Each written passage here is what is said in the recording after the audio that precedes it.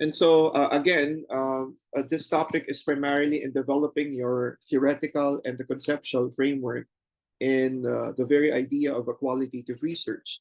Now, the theoretical and the conceptual frameworks are very important in guiding the actual design of your study, leading to a more clear methodology, and later on leading to a clear analysis of your study.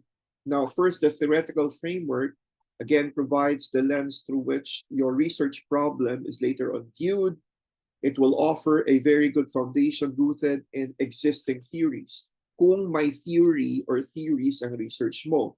Kung wala naman, you don't have to put the theoretical framework.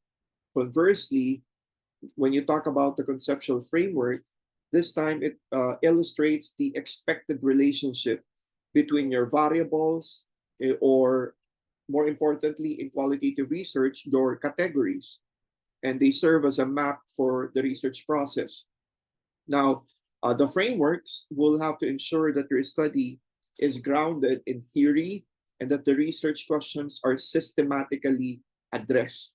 Okay, so that should be clearly be seen later on in your frameworks. These are some of the learning outcomes. Medyo marami yan. It's just trying to be able to get the important concepts of what a theoretical and conceptual framework is all about, including also the synthesis. Now, again, in a theoretical framework, I got some important citations coming from the other authors of what it is all about. Now, it's a structure that guides the research by relying on a formal theory constructed by using concepts and propositions. So it provides lenses through which the research problem is viewed and analyzed. According to one author, Salcedo Mosquera et al., meaning there are other authors, that's why you put et al., 2022, the theoretical framework plays an important role in the design of knowledge by providing the necessary theoretical support for the formulated research problem. Now, there's another definition by Garvey in 2021 said that theoretical frameworks describe the concepts and relationships in a given phenomena. So effectively providing a map for your qualitative exploration. And finally, we have Chindos in 2023 emphasizes that a framework is a logically developed and connected set of concepts and premises developed from one or more theories that a researcher uses as scaffold. Now, we proceed now with the conceptual framework. Now, this time, this is a more visual or narrative representation that illustrates the expected relationship between the variables, again, or the categories in your study. So it helps to organize and make sense of your research problem. Ravitch and Regan in 2021 describe it as an integrating ecosystem that helps researchers intentionally bring all aspects of a study together through a process that explicates their connections, disjuncture, overlaps, tensions, and the context shaping a research setting. We also have Hudon in 2021, systematic structures made up of concepts and propositions. We have Swain and George in 2022, illustrates the expected relationship again between the variables or the categories and defines the relevant objectives for your research processes. So those are the formal and the scholarly definition of a theoretical and conceptual framework. Now, how to create your theoretical framework? So first is you have to identify the research problem. Dapat klaro yan, and clearly define the issue your research aims later on to address. Again, when you create your research questions, that should be connected to your research aim, your purpose, going up to the title, from your title to your aims, to your purpose, and to your research questions. Now, for example, research question number 1 should be incongruent with your aim and your purpose. Kasi if it is not congruent or synergized with the aim 1 or purpose 1, you will be questioned later on by the panelists.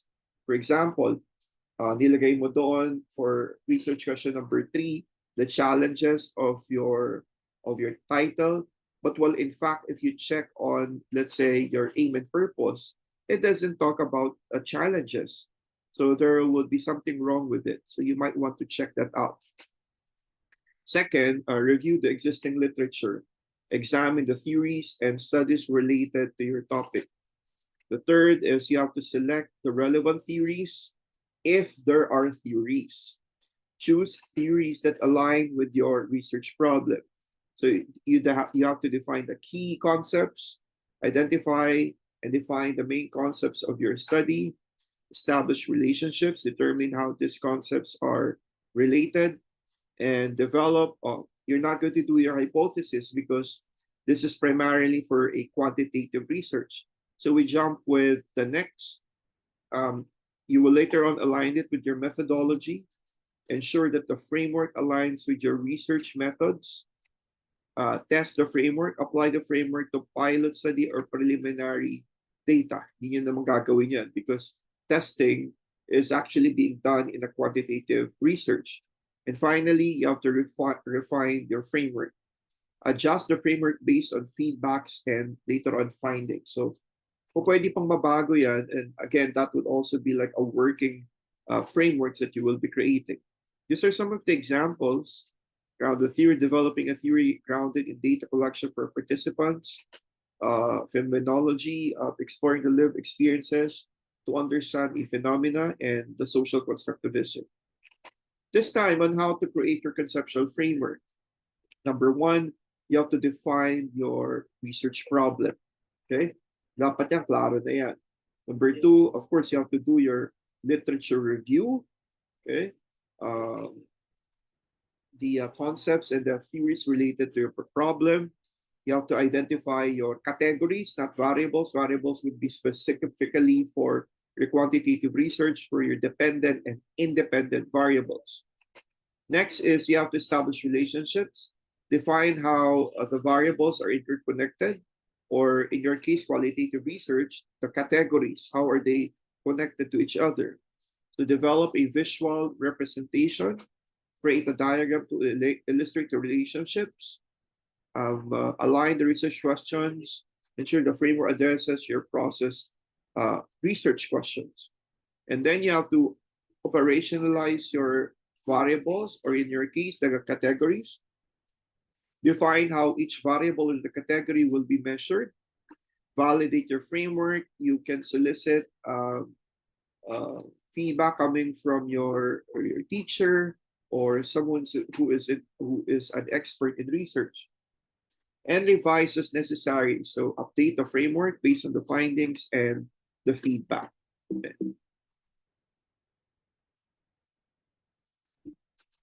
Okay, now these are some of the tips in developing your conceptual framework. Again, you need your literature synthesis, which you need to do. This will be the combined findings from the various studies from a comprehensive framework.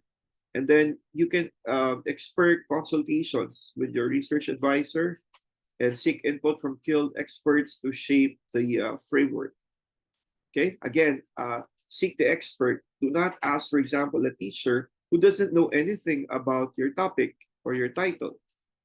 Theoretical models, adapt existing theoretical models to fit your research context. Case studies, use case studies to identify variables and relationships. Of course, in relationship to your title or the topic.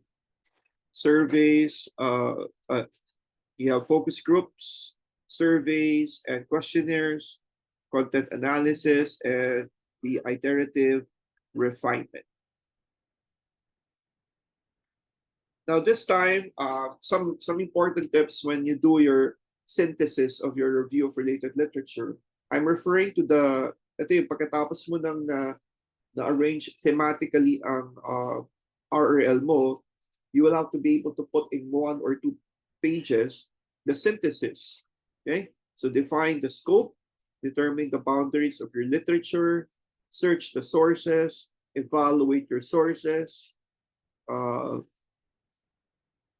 you organize the findings, analyze relationships, develop a narrative, construct a coherent narrative and summarizes the findings.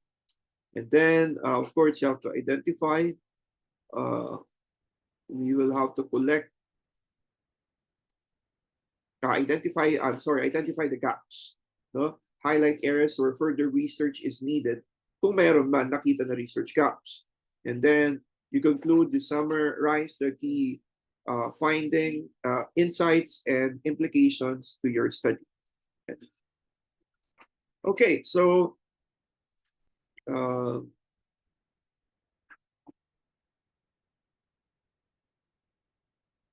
okay, so let me just end the recording with that.